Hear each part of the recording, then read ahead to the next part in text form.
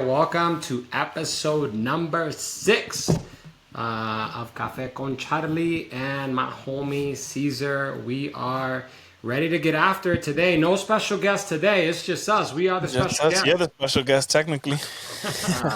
My man, my man. Hey, Caesar was in town here in the AZ about 10 days ago. We got to chop it up. That was a really good time.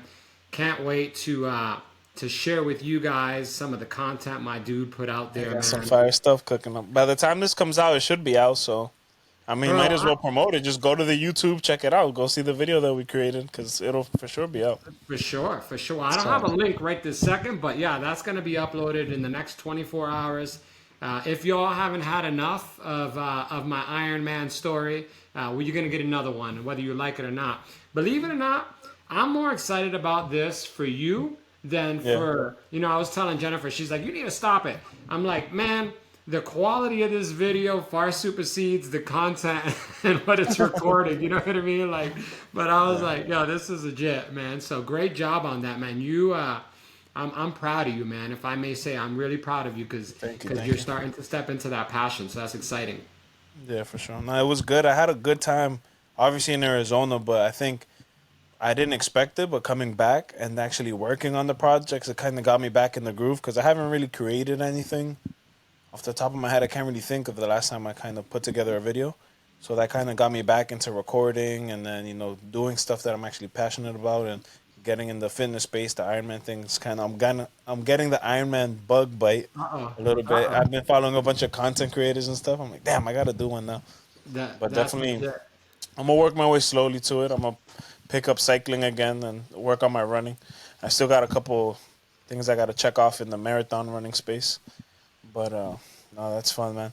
And it was a good time, like recording it, putting together the YouTube video, and then being able to get creative and do the trailer. So I had fun and watching you race too, dude. That was shout out to you for accomplishing that task. Yeah. Even though you've done it before, but this one was a bigger challenge than expected. We'll For get into sure. that in a few.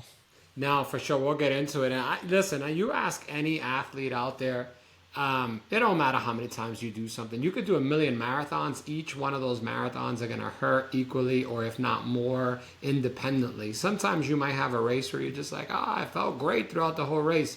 But ultimately, you have to train for each and every one of them, and you have to deal with it when you get out there. You still have to put in the time and in the miles, and so they hurt equally. And yeah, we'll definitely get into that. And for me, it was extra special because it's the first time at an Ironman finish that I've had, with the exception of my wife.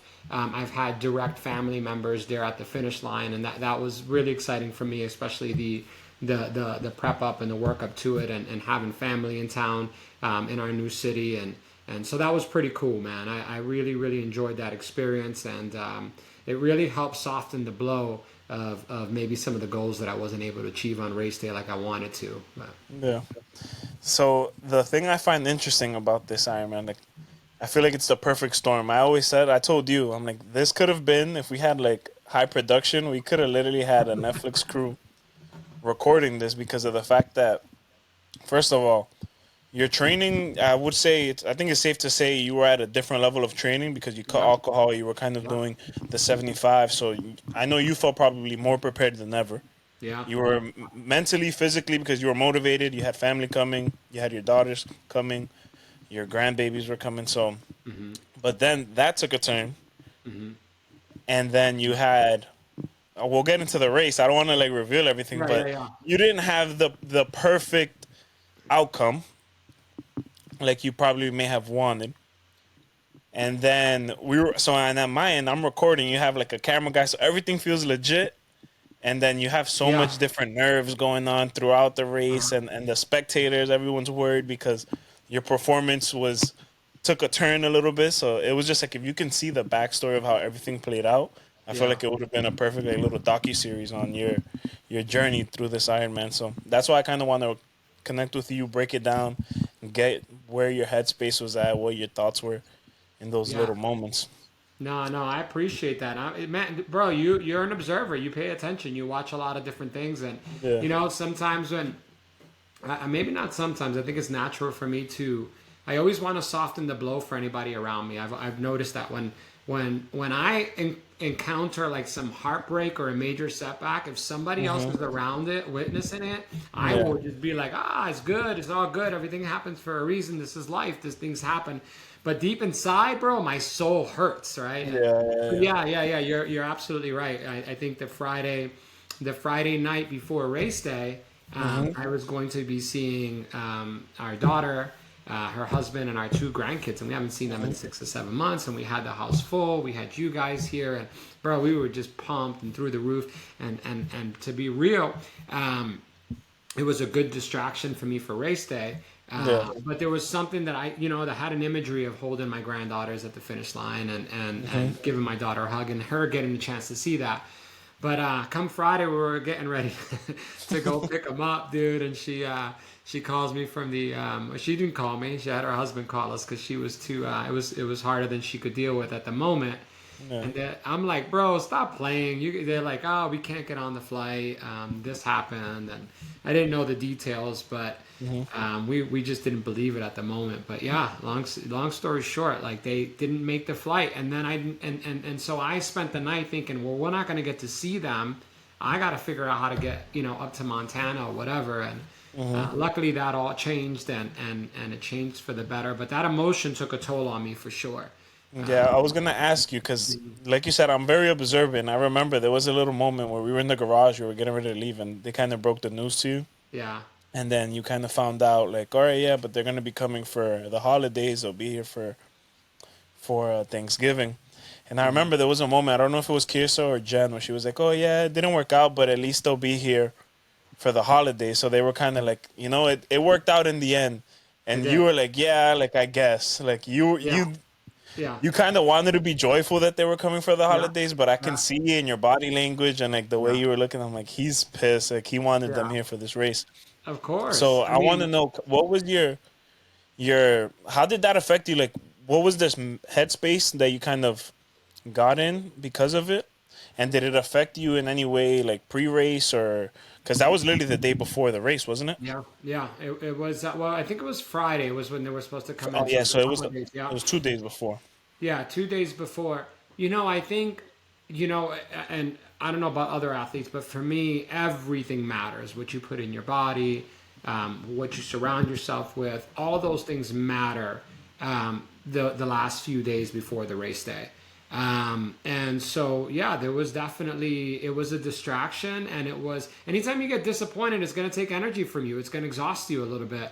And so I kind of got deflated, for a lack of better terms. I got a little bit deflated about it because I kept on picturing this image of finally having my daughter and my granddaughters at the race. And, just kind of this whole new beginning for us in a new city and all of these things. And then having this great big support group. I think I was going to have like 10 or 12 people there, and it fell off. So it was just about overcoming that and bouncing back from it. And I feel like I bounced back from it really good once I found out that they were going to get here on Monday. Yeah. And then I refocused in, and I said, okay, time to get back to the game plan. You don't have time or energy to be sad right now. You have to use it all on this big race you got coming up.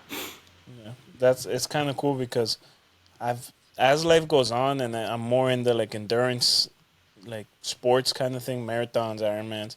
I feel like that is the one thing that really relates to life. Like you get to see that right there was a perfect lesson of like sometimes you have a plan and life just switches it all up on you and you have to adjust. You know what I mean? You have to set the sails and go with the wind. So, because everything else that I think of, you go to the gym, but there's a little bit of, you can take from it. But I've always come back to the marathoning and now the Ironman stuff. It always gives me like a cool life lesson, a new perspective to kind of have a nice little mental unlock. So that was cool. Yeah, I find that I think we get disappointed. Not only I think it's okay to get disappointed, but I think that the issue that we all have, and I think that it's important to work on if you can, is that understanding that you don't have control of what happens to you. What you do have control over is your response to the things that happen to you, so to speak, right? And so figuring out a way to not go into this. If you want to cry, cry. If you want to be sad, be sad. If you want to, but you can't go into a poor me, boo-hoo attitude, because what is that going to serve? It's not going to serve anything or anyone at all. It would dishonor the people who did make it, the people who were before me, like you and Kirsa and Logan and Kate, and it would take precious energy that I need, that there's not I could do about it. It's like worrying, bro. What's the point? There's no intrinsic value to worry. It's funny. I was actually watching a video today, and I made a note of it because it was like there's a guy that I watch a lot of his content. He's Myron Golden, Yeah. and he said worrying. I don't want to butcher, but he said worrying is taking present energy and focusing it on something in the future, on the future outcome that you don't want to happen. You know what I mean? So it's like when you do that, you're taking, and you're probably gonna make it come into fruition because now you're exerting energy and thinking about that, and you're not putting that energy in actually making sure things are going the way you want. So it's like it's a complete waste of time worrying. And I wrote that down on my notes. It was dope. I probably try to put the quote up on the video exactly how he said it, but that was like, wow, that it was so good that I wrote it down. I was driving and I had to use my voice note to like write that down from the podcast. I agree. It's a great quote, and I the only thing is I would add is a caveat to that, because I think of the person who maybe hasn't had a lot of practice in overcoming those kinds of things and overcoming worry, and for us to sit here and say, well, just stop worrying. That Yeah, shit's easier said frustrating. than done. Yeah. Yeah, that's easier said than done. The objective is to work toward a better solution or a better process with your thoughts when things that don't go your way happen. And it's because, coño, what are we going to do? Nothing's going to come of it. So my mindset is, what can I control? What action can I control to try to remedy some of this energy that I'm feeling right now? We're all going to have a little bit of worry. That's human nature. That's okay. But you don't get to wallow in it. You don't get to go breaking somebody's windows and I'm angry, and that's a maturity factor, and you're just going to make your situation that much worse, So on worrying, I'm not saying to stop doing it. I'm just saying to work on not doing it as often and as much. Yeah, work on overcoming it and also realizing it when you have those moments and kind of coming back from it. Because I know that information. And I still worry about things. I'm always in the future instead of being present. So it's like the trick is it's like meditation. Yeah. You're never going to quiet the mind, but you can become better at finding when you're drifting out or like your mind's going crazy and coming back and kind of focusing. So For sure. Yeah. And so now we mentioned Logan. Shout out to Logan. Logan, my dude. He kicked my ass in the race, by the way. Straight up. Straight up. But hey, if you're watching this, Logan, I did get you on the bike, homie. You better put some respect on my name. No. For sure. Now, that was cool to see the rivalry there, the friendly competition. But that kind of leads to my question. How was that for you, having a friend, someone that you can kind of go head to head with? Was that in any way, did that help you? Did that sharpen you, kind of make you go a little harder on the race? Talk to me about having that friendly competition and camaraderie with Logan and what that kind of did for you come race day. Leading up to the race, it's fun. It's a lot of good times. Logan's a good sport. Like, he likes to have fun with it. I think if Logan wanted to drop the mic, he'd just be like, bro, you suck. You can't beat me. Yeah, no, Logan's super humble. Even I got that from when we first connected and did the podcast. So exactly, as humble as they come. There's humble and then there's Logan. Yeah, exactly. There's humble and then there's Logan. Like, dude, I'm like, bro, come on. But we have a lot of fun with that, and I appreciate that he honors me with that. And he's like, man, I got to give this dude that. I think that once we got in the water, I felt some level of confidence because, again, we're gonna go back to. I didn't feel a level of confidence to necessarily be faster than him. I felt level of confidence to be within his range, within 20 minutes. Within 30 minutes, I'd have been happy. Like, honestly, this kid's a beast. Yeah.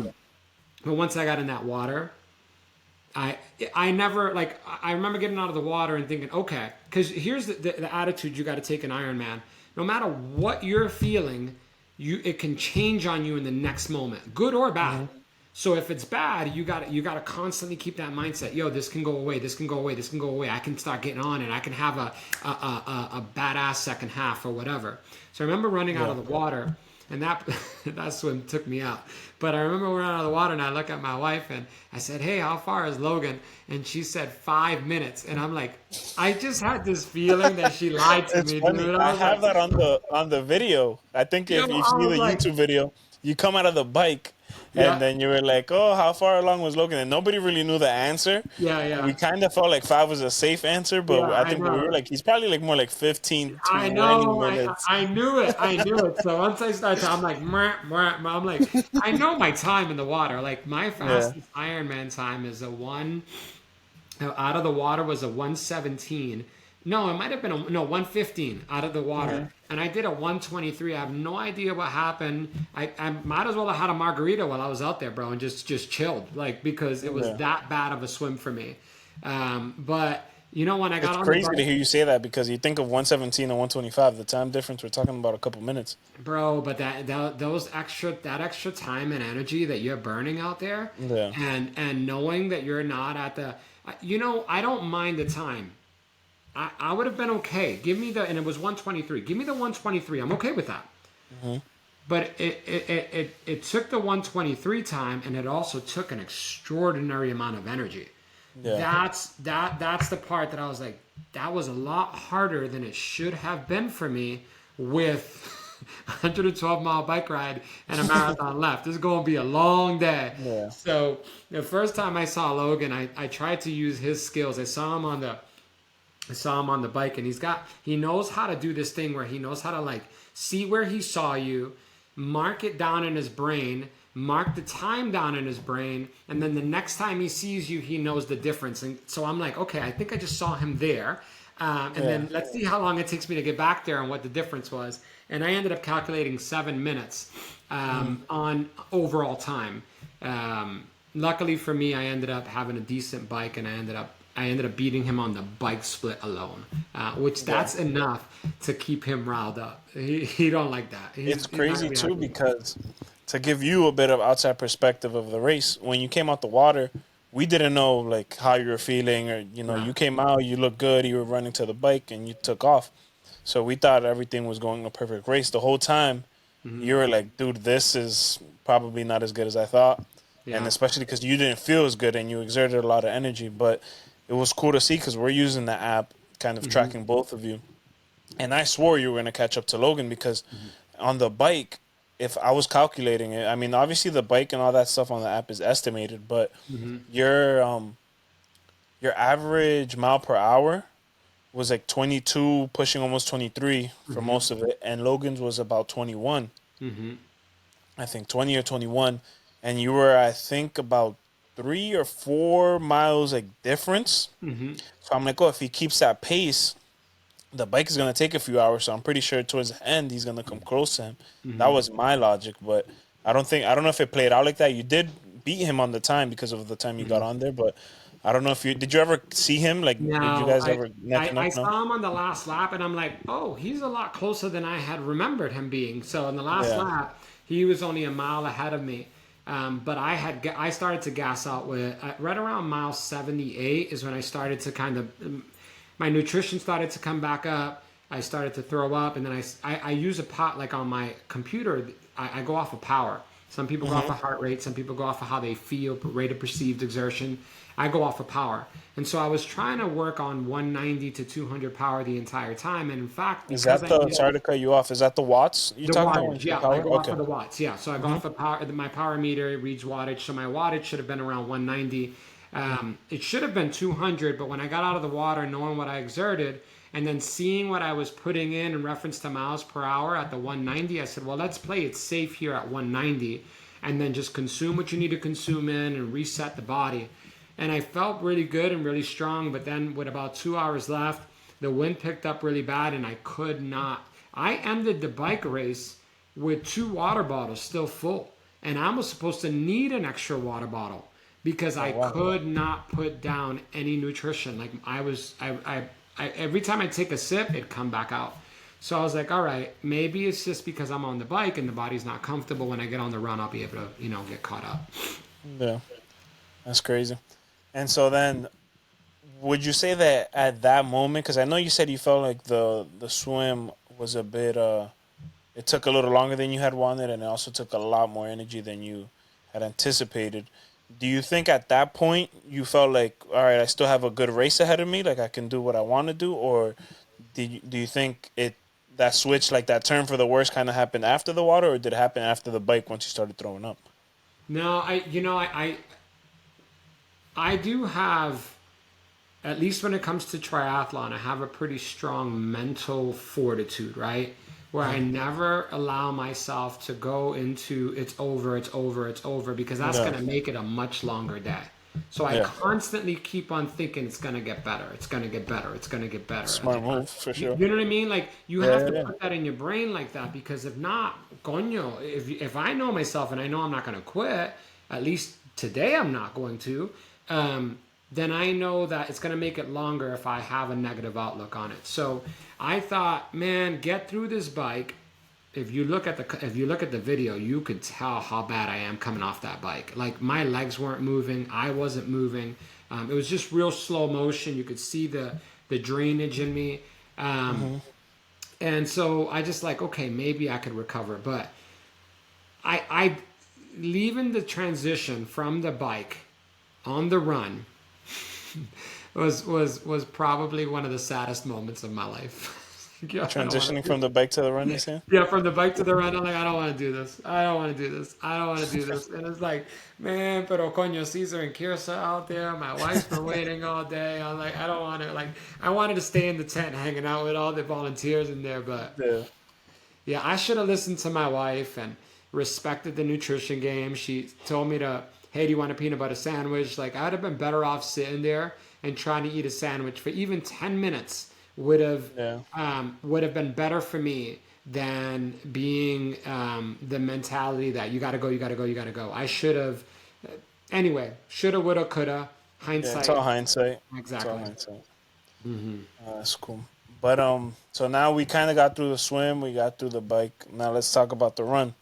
You transition at that point. You're pretty much like I feel like it's safe to say at that point your mindset went from it could get better to like, oh, this sucks. It's gonna be long. Yeah. So It's gonna be then long.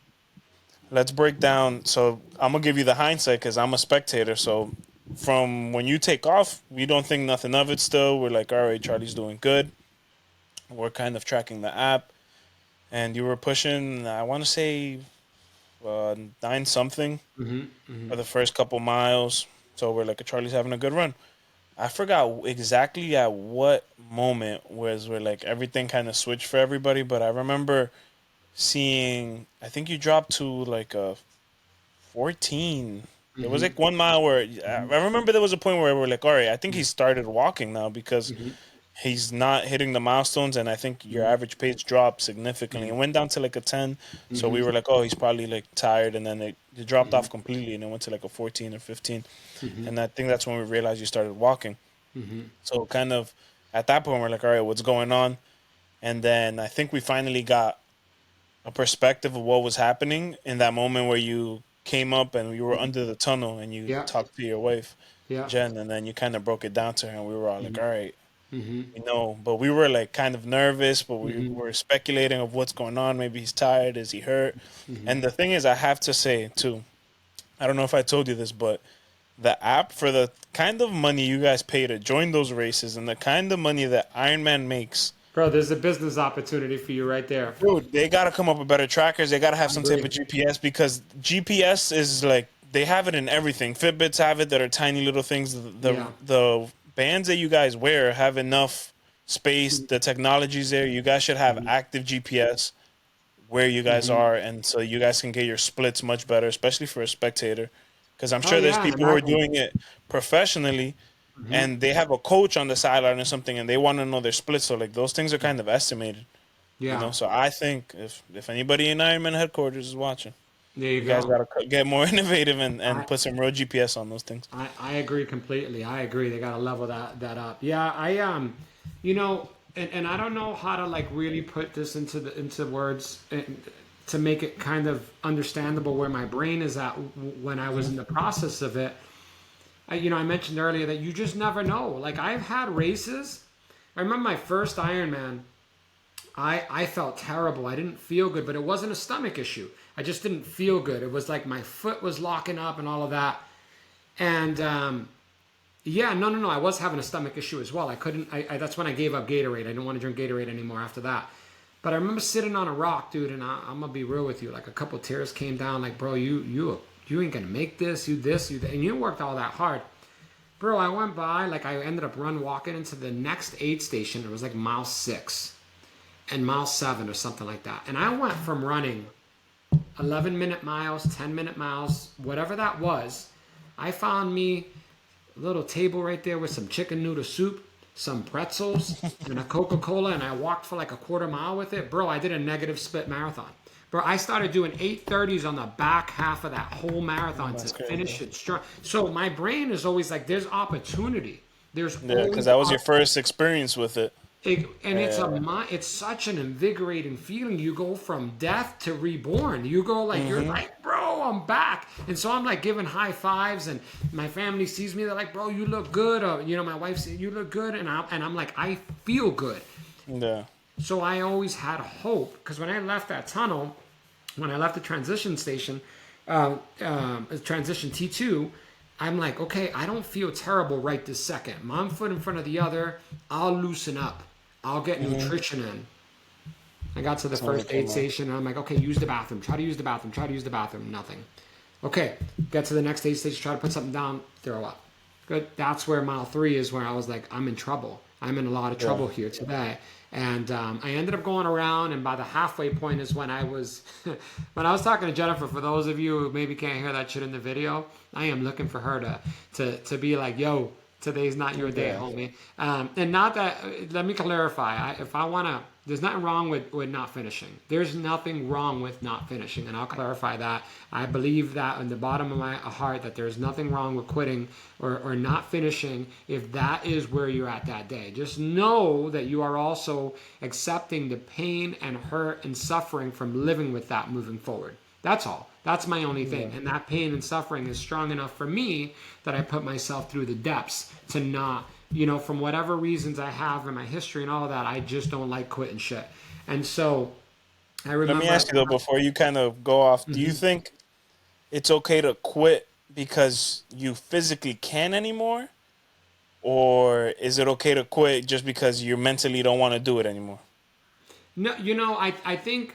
I don't think anybody who gets themselves, not anybody, but a lot of people who get themselves to Ironman, and I'm not on any special level, I'm not, but at least at the level where I've done 3 of them at this point, if you get yourself to that point, you're a go-getter. You're somebody who doesn't quit easily. You're someone who knows their body, right? And so you worked your ass off to get to that point. So very seldom is a mental thing going to stop you. It's usually going to be, it's a bad day. You're not feeling right. Something is wrong. Because there are times that your body will say no. Flat out. Let me tell you something. If those stomach issues would have been through the back, like the other end, I'd have been in trouble. Like I'm not gonna go out there, DK, I'm not gonna stay out there. Like, I would have been like, yeah, I'm good, bro. Another day. You know what I'm saying? Like, you know what I'm saying? So wrap it up. The show's over. Bro, for sure. Like, you gotta know when to say when. Like, nobody's winning. Nobody's getting a sponsorship here. You know what I'm saying? So in those instances, you gotta be like, in that instance, you go to the nearest, like, I don't know, go jump back in the lake and then call it a day and go home, right? So I'm not saying. I love beast mode mentality. I'm all for it. I think that I can speak on it based on my experience and my knowledge of it. But if I found myself in a situation where I am, let's say that 26 miler was actually a 50 miler, I would have had to have stopped because I couldn't take any nutrition. So now I'm putting my body in danger. Yeah. Now I'm putting my future experiences in danger. And no, that may not be David Goggins-esque, but at the end of the day, I still have to work. I still have a family to feed. I still have a life that I have to do. So in those instances, I can honor the people who make that decision because they're the ones that have to live with, was it a mental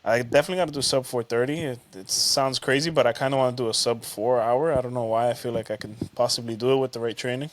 Mesa's coming up February. It's Mesa in February. The thing is, Mesa. dude, training out here in the cold. I don't. I think when I Well, move out get, there, I want to get train out, for get another out. one, maybe like mid-year. Well, get out here sooner.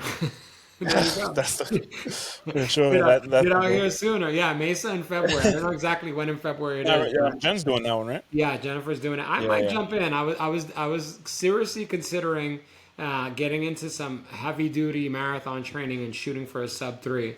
But I don't know if I need that in my life right now. So, Yeah.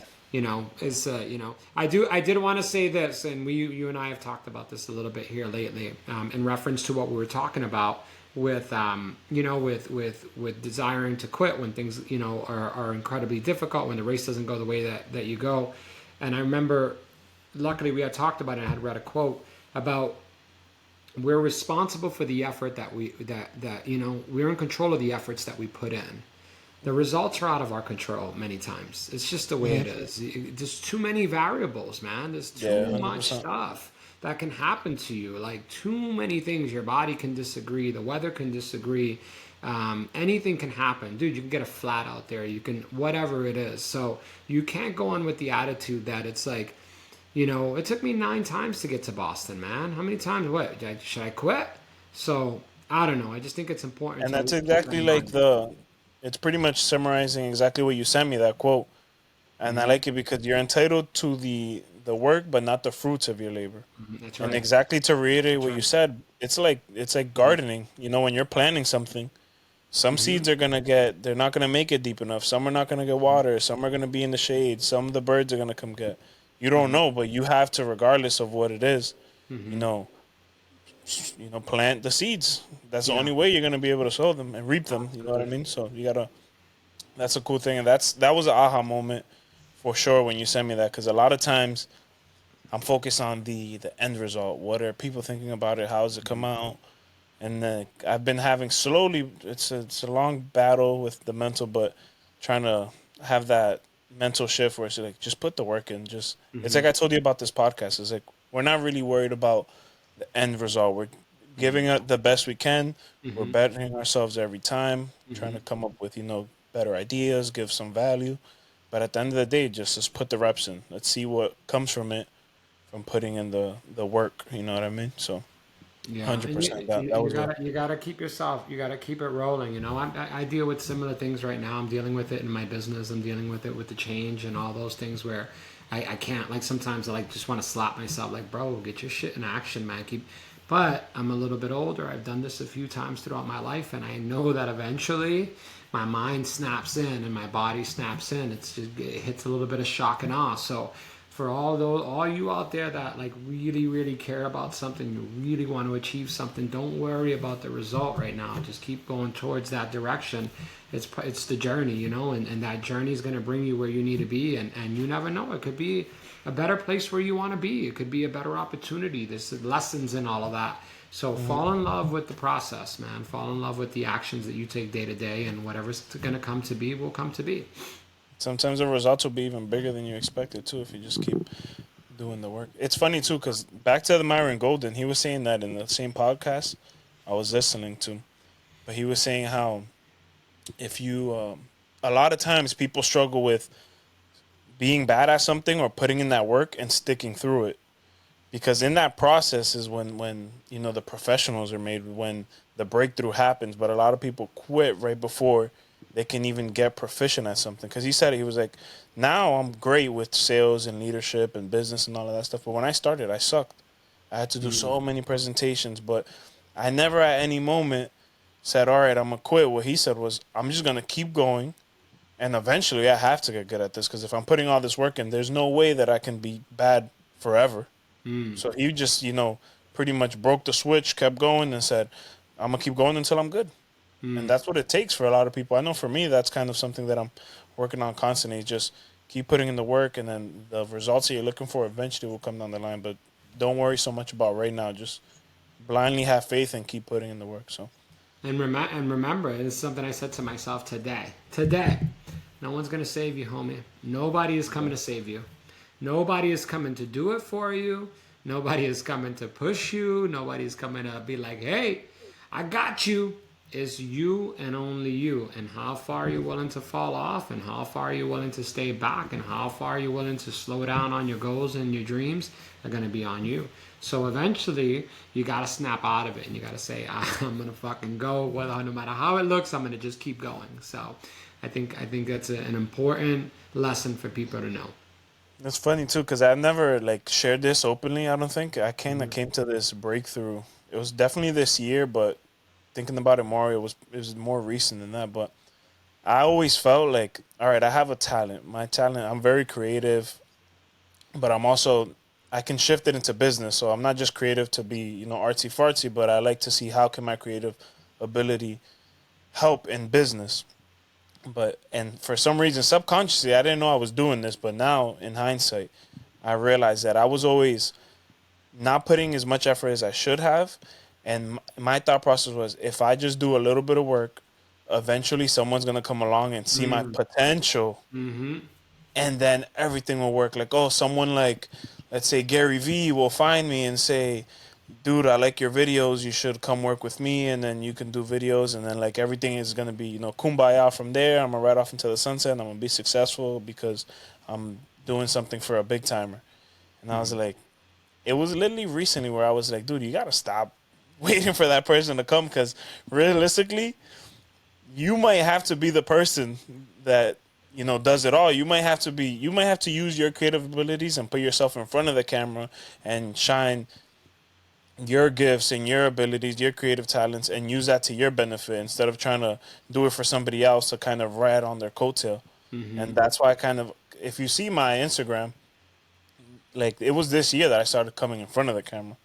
You know what I mean? Before I was always behind and just like, oh, I'll do cool videos and stuff like that. But now I've kind of been pushing myself to get in front and build a personal brand.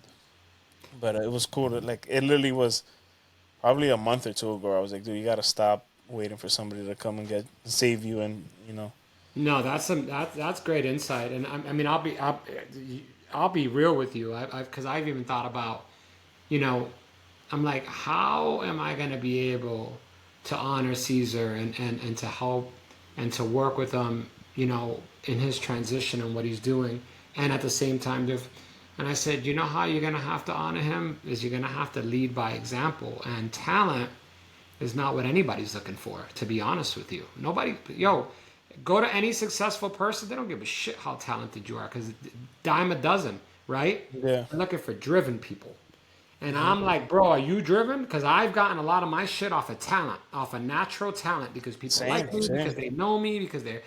Now, am I driven? That's the level we need to get on. That bottom line is like, you can't wait for people to discover you. You have to make them have to see you. You have to make them get so frustrated that they see you everywhere that you discover and find the people, because that's what successful people had to be driven to become successful. It wasn't just a natural talent for them. They were driven, and they kept pushing and they kept pushing, and they took the no's and they took the failures and they took the setbacks, and they kept on just taking that beating. Think about being somebody who has gone through life like that. You're not gonna care about somebody who's complaining or who's, and that's kind of where I'm at mentally. I'm like, bro, nobody's gonna feel bad for you, Charles. You're going to have to go and push yourself. You're going to have to go. You want to get to another level in this life, you're going to have to do what other people that got to the level that you're trying to get to had to do to get there. Bottom line, if not more. So that's kind of, I've thought to myself, how am I dishonoring Cesar? And I'm like, I'm dishonoring him by not showing him the hustle. I get on these podcasts with you, but am I hustling? Am I hustling every day to do what I need to do to achieve my dreams? I don't think I don't feel at this point in time that I'm representing that, but that's where my mindset is that I need to do. And it's just a mental state. It's something that you have to do to get to where you're going. Yeah, no, for sure. I kind of had that like thought process as well, in the sense where like, okay, because it's funny, because the thing is, when you build your confidence on talent, it becomes an ego thing eventually. Yeah. It's like, oh, and then you kind of realize that like you're talented, but you're not the most talented. Mm-hmm. You know what I mean? But if you build your confidence on the discipline, that you have, the discipline and the work that you put in, then it becomes a whole different thing. You know what I mean? It's a better foundation. And so Yeah. for me, it's like, all right, I have a natural, I have a that talent was given to me because it's a gift. Because the drawing stuff, graphic design, video, it's something that I'll be honest, I don't really work on actively to become better at. I did in the beginning, but then I got to a point where like I'm like, all right, I'm pretty good, and I'm better than the average person. You know what I mean? But I'm the first one to say I'm not the best, and there's still a lot that I have to learn to get to a certain level. Because the people that I look up to and aspire to be, they're levels ahead. You know what I mean? Hmm. So there's things that I gotta climb, but I'm also dishonoring the people who believe in me, who pour into me, Hmm. and people like you who say, "Oh, I see what you can do, and you want to work with me and all that stuff." If I'm just, you know, chilling and not putting the full effort in, because Hmm. eventually your shit's gonna stink, and the truth is gonna come on. They're gonna realize, oh, this dude's not even working. He's not driven. He's Hmm. not, you know what Hmm. I mean? He has the talent, but he doesn't have all the other qualities that are more important than that. So kind of this year was when I dedicated this year. It's funny when I did the New Year's resolution in 2022. I was like, this year is all about discipline. Like I gotta learn how to do something, stick to it, and thankfully the year has it's coming to an end. But I can honestly say I did that Yeah, because that's I did awesome. things that were hard. I lost weight. I'm in the best shape ever. You know what Hmm. I mean? That I've ever been in my life, and it's just like so. I have that now in the bag. There's still I'm always going to be sharpening that sword, Hmm. but I'm stacking onto that because I've built a solid foundation with the discipline, and That's I feel awesome. like that's kind of been the unlock for me. Where it's like once you have that foundation, you can put things now on it, and I can take on projects and keep working. But without that, if I would have just been relying on my talent, I would have been doing myself and everybody else who believes in me a disservice. Absolutely, 100%. absolutely. Yeah, it's something that I really want to work on. You know, it's a lot of people will consider me to be a driven person. I do feel like I'm driven in some ways and in a lot of ways, but there are some things that I'm not driven enough in that I don't have to be. I don't have to be. Let me clarify that. I could be okay with what I do here, but I just can't ask for what I want here then, right? So I Hmm. could just stay living the quality of life, but this I want to make like I want a life by design. I'm trying to change other people's lives. I'm trying to make sure my family is straight. Well, what am I willing to do about it? Nobody's going to do it for me. So what am I willing to do about it? Am I going to get up every single day with that in mind, with that objection in mind, with the desire to push forward, to better myself daily? That's the only way. No one is going to do it for us. I don't give a shit. Nobody is going to hand it to you. Now, I am a firm believer that all of us as human beings, what your strengths are beautiful, good for you to have strengths. Continue to maintain those strengths and even better them. But for you to just completely ignore your weaknesses because they make you nervous or because they scare you or because of whatever the case is, that's not well rounded. That's not going to get you to the best version of yourself. And that's where I'm at in my life. I'm like, you've been dodging this part a lot. You dodge it because it doesn't make you shine. You dodge it because it doesn't line up with, nah, you're going to have to live with that. You're going to have to look back one day and say, did you live your best life? I can't answer that Yeah, to be a yes because I didn't do the things that I knew that I could do to be able to achieve the things that I want to achieve. that's Tough true. shit, but something we're gonna have to It's a get over, fact right homie. there. Yep. No, that as long as we're putting in, actively working towards it, For we'll sure, be all right. for sure. So now, question for you: Yeah. what was your official time? Do you know off the top of your head? Did you finish in the? If I am not mistaken, I finished in 11 hours and 36 minutes. To And which break is that, super, which is good time still, it I think, is. It is. It is. I agree. Thank you. It, for it, it sure. is still a solid time. It's, if I'd have just ran a 4 hour marathon, I'd have achieved my goal. Yeah, but But you were fighting some demons on that run, so. But so demons. now my question is, the Iron Man's done. I Yep. remember there was a moment you're like, dude, I'm not doing this for for a while. For Are sure. you still in that headspace? I don't have a full distance scheduled, but here's a little tip for all you fools out there. Sorry, I didn't mean that. I just mean like, motivational shit here. The real You can Charlie edit. slipped out a little You can bit. edit that out, right? You can edit that out. Yeah. When don't sit in your glory for too long, man. Like even before you finish your race, go ahead and register for another one. So I already registered for a half distance one in St. George, Utah, that I'm going to be doing in May. Aside from that one, that is the only one that I have scheduled at this point in time. I was, yeah, that's what I'm doing right now. So that's no other one So you got a scheduled. half.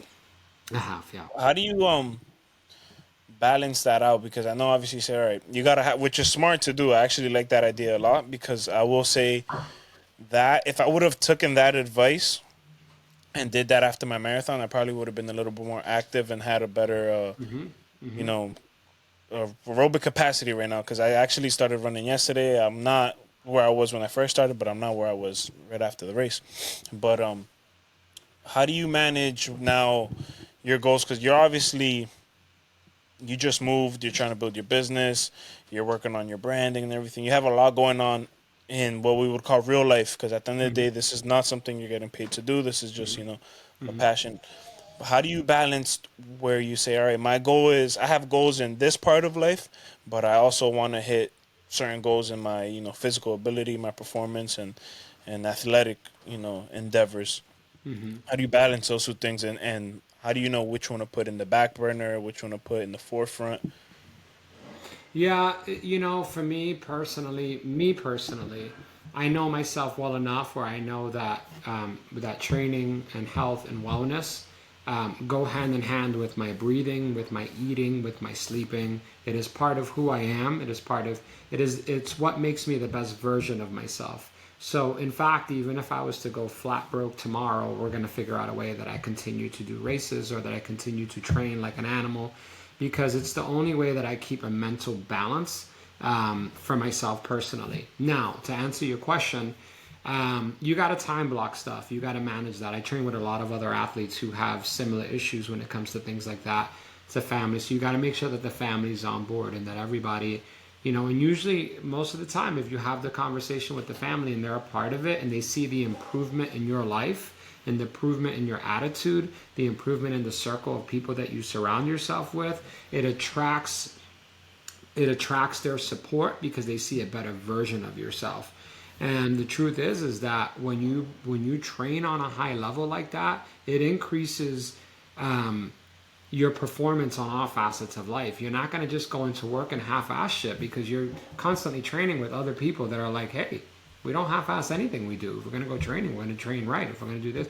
So it's like a mental switch. You start to build confidence and not only do you start to feel better physically, but you feel better about yourself mentally. And then all of a sudden you get into the habit of setting goals. And you're like, ooh, this goal setting stuff is pretty good. Well, you're going to transition into your personal life. You're going to be like, hey, set goals. So luckily I've been blessed enough to have worked hard enough where I don't have to pick one or the other at this point in my life.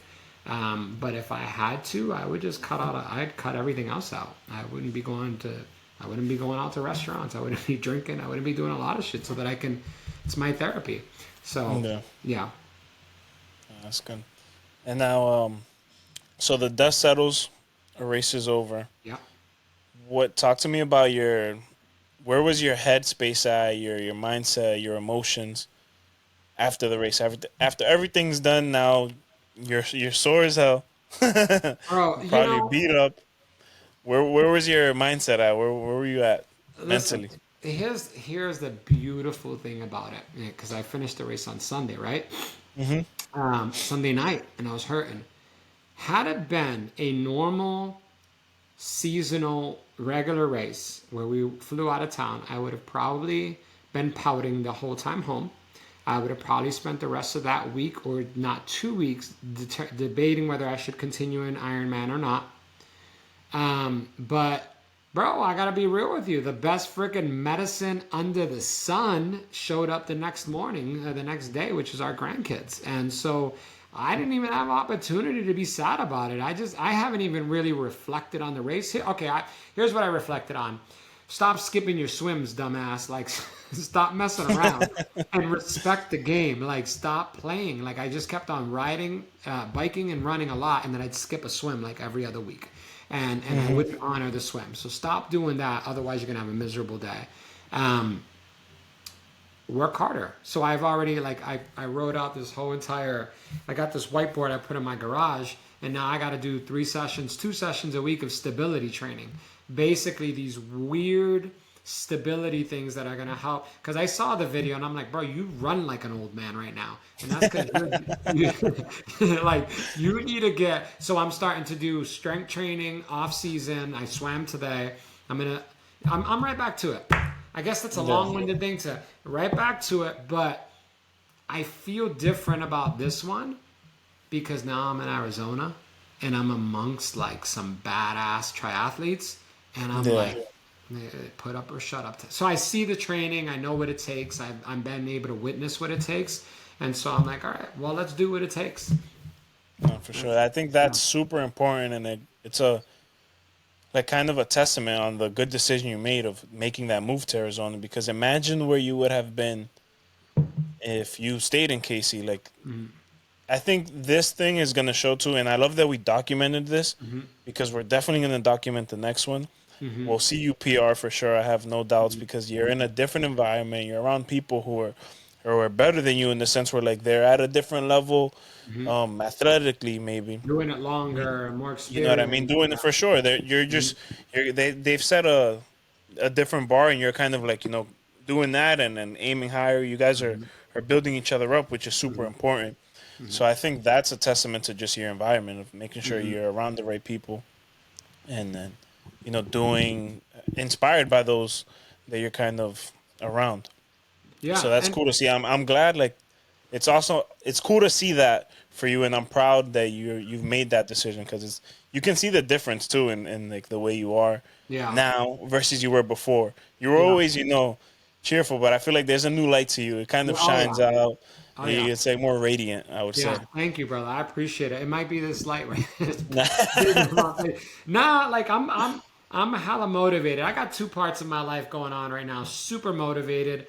Listen, I've never been more blessed. I've never felt happier with my family. I had this house, and we've only been here for 3 months, and I had this house filled with people for 2.5 weeks straight. Like, talk about inner love. You know what I mean? Like, it just felt like everybody cured me, right? But now I'm like, my main focus right now is getting my business up and running, getting rock and rolling here in AZ. I know that I'll do that. I know we'll get there. I know we're going to be where we need to be. I have the best partner in the world, and we're going to be all right. We're going to keep pushing towards that. But this other side over here is pumped. Like, I'm just like, all right, let's go. And now your video too, that shit really fired me up. I'm like, all right, let's go. So no, for sure. I want redemption, 100% redemption. I didn't even love that race that much, but I'm gonna have to do it again because there's no way we finishing like that. How does that, curious from your perspective, because I know when I do the recording and make the videos, I feel like the best part of documenting something like that is kind of when you have that video, you get to look back and you kind of get all those emotions again. I don't know, did that do that for you when you saw the vlog? Oh, hell yeah. Of course. I mean, the way you put that together, that fired me up, especially how you captured at the end. That race, that race was very, very difficult for me, and I can see, like, I if you look at the video, I look almost like I'm dead at the end. Like, At the end, dude, I'm telling you, when I saw you at the finish, I was like, oh shit. You were probably like 10 pounds, 15 pounds later. Like, you look like a UFC fighter when they're in weigh-ins. Bro, you know what I mean? I completely agree. Like, my eyeballs, I look like they're so dilated, I look like I'm not even there. And but I still had the wherewithal to extend the message, and the message of inspiration, the message of not giving up. And I'm proud of that. I've become that person. I'm proud that that's how I really feel. Because let me tell you something. When you feel like that, you don't got time. If it's bullshit, then you're going to be like, I don't give a shit. But if it's who you are in your heart, and I was genuinely proud of myself for not giving up, listen, I don't care how much money I ever make in this life. That's not going to ever come close to finding reasons to be proud of myself. And I think it starts with me first. And if I can impact somebody else and make them feel good about themselves in a way that they can do hard things too, and it's going to be okay, and that they're still going to grow from it, then it's a worthwhile mission for me, and it's what really calls me and speaks to me and what I'm about. No, for sure. Yeah. That is, yeah. So now, what do we got? So you got the half coming up. Is there any? Actually, I have a question. Is there anything, in hindsight, of course, what would you have done different in your training to maybe, do you think it was a training thing to get a better No, result, or is it was probably no, just, every dog has its day, and that just no. wasn't probably You yours? know, I made a couple stupid mistakes. I'll be honest, and I don't know if anybody's going to stay on this long enough to listen to this, but I made a couple stupid mistakes. I listen. I am subject to peer pressure as well, and I am subject to comparison as well, and I Yeah. am subject to making stupid choices and stupid decisions as well. And so we had, my buddy Logan. Shout out again to my boy Logan was in the house, and I'm watching him prepare his stuff. We got to prepare all our water bottles. Yeah, Triathletes are infamous for this. We always want an edge. We always want another opportunity to sharpen the sword. So I'm like, well, what do you have in there? And he's like, oh, I'm doing this, doing this, doing this. And Logan knows his shit because Logan coaches people and he knows his stuff. So I'm like, well, how many scoops are you putting in there? He says, I'm putting 3. And I'm like, how many calories are in any of them? So I do tailwind, 100 calories each. You should take around 300 to 400 calories an hour in your water bottles. But I never trained with that. I trained with 2 scoops and 4 little dots of this super high electrolyte thing that I use. And he used some of it too. And so, but he puts 3 scoops, and I'm like, can you just explain to me why you put in 3 scoops and not 2? I'm going to do. He's like, well, I've been training with 3, but you should be fine. And I'm like, but if I do 3, he's like, well, it depends. It's on you. So I'm like, wait till he's not watching. I put 3 scoops put in. another scoop in there. And then I rock some of the salt in there, and then I even put a goo, which I've never done. I always take the goo separately, right? I never. Yeah. So I had this one water bottle that had 3 scoops, and it wasn't even a full size. It wasn't even a 24 ounce. It was like a regular water bottle that I poured a goo, 3 scoops, and like 20 dashes of the sodium in it. And I grabbed that after the swim, and I chugged it inside of the transition station, thinking, okay, I'll never have to get that 5th water bottle because I took it here. So my body told me to kick rocks after that, and it said, "Bro, you've never done this. This What is too." was that? Yeah. Yeah, what was it? It was too. I believe that how I prepared my water bottles caused the stomach issues. Because I've not had stomach issues in a race since the first one, and when I gave up the Gatorade endurance stuff, I've not had a single stomach issue until this race. So, Logan, I'm not blaming it on you, brother. I promise that's not the case. You are a You're a bad. big boy. You made that choice. Yes, you are a bad influence on me.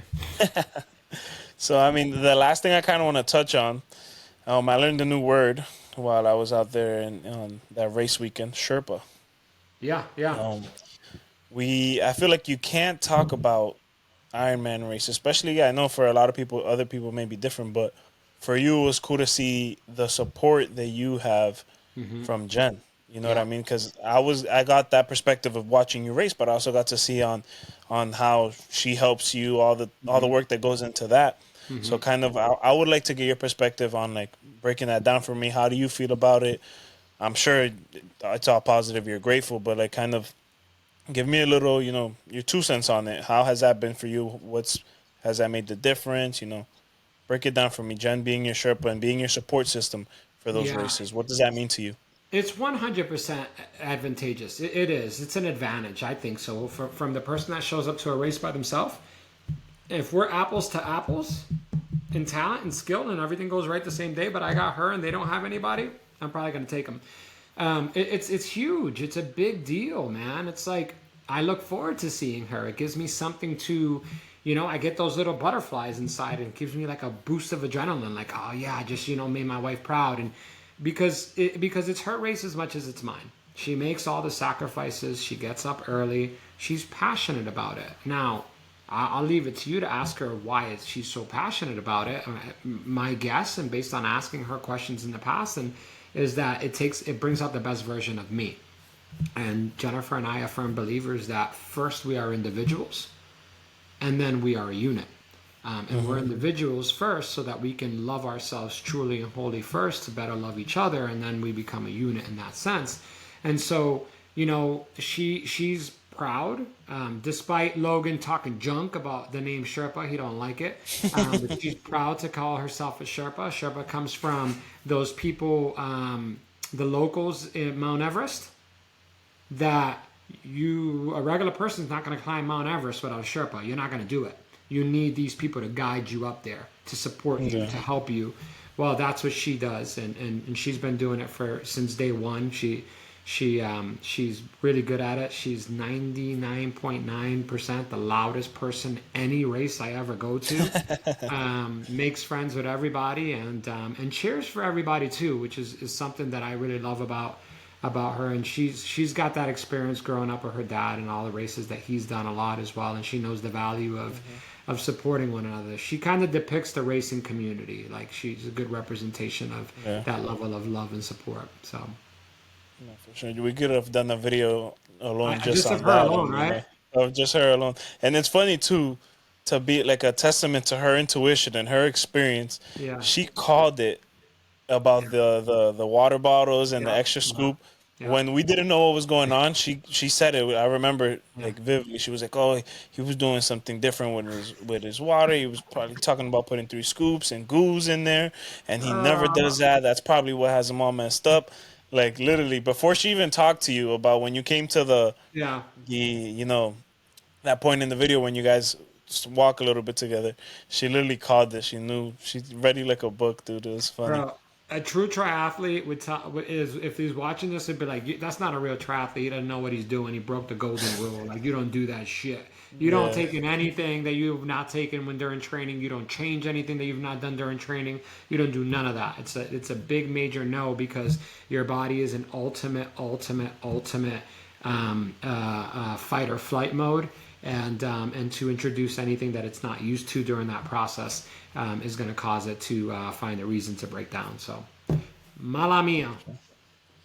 Yeah, man. But no, I think that concludes everything. We got a cool little breakthrough of the race. It was nice to see your mindset throughout all different parts. Hmm. I do have to say for sure is it was an honor seeing your race, especially because it brought me back to the first time when I saw you do the Boston Marathon, Oh, that's which right. was Yeah. when I got the marathon bug. And it's funny because I'm not a runner, and I've said that before, but it's something about seeing Hmm.